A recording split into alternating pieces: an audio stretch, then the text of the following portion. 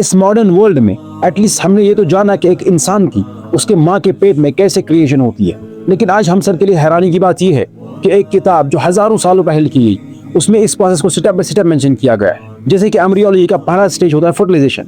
इसमें sperm and ovum मिलकर zygote बनाते हैं और इसी प्रोसेस को कुरान ने कुछ इस तरह मेंशन किया है। और बेशक हमने इंसान को मिले जुले नुत्फे से पैदा किया। एम्ब्रियोलॉजी की ये स्टेज कुरान का वो कंसेप्ट है जिसे उस वक्त के लोगों ने एक्सेप्ट ही नहीं किया था, लेकिन आज सबको ये एक्सेप्ट करना ही पड़ता है कि साइंस ने जो कुछ भी डिस्कवर किया है कुरान ने पूरे 1400 साल पहले इसे मेंशन किया था, और वो भी 100% एक्यूरेसी के साथ।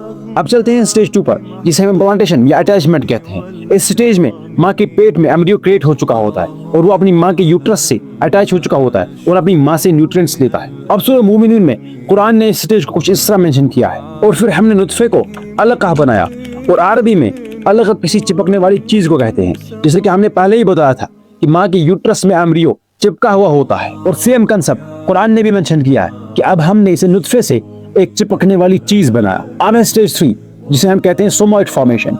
इसमें एम्ब्रियो में सोमाइट्स क्रिएट होते हैं जैसे किसी ने इसे चबाया हो, और इस स्टेज को भी कुरान ने सूरह मोमिनून में ही मेंशन किया है। और फिर हमने इस लटकने वाली चीज को चबाई हुई चीज की तरह बना दिया। सेम वही कंसेप्ट जो आज 1400 साल बाद मॉडर्न साइंस हमें बता रही है। अब है स्टेज 4 स्केलेटन फॉर्मेशन, और इसमें सबसे पहले कॉटलेज मॉडल बनता है और उसके बाद हड्डियां बन जाती हैं। अगेन इस स्टेज को भी सूरह मोमिनून में मेंशन किया गया है, और फिर हमने बोटी को हड्डियां बना दिया।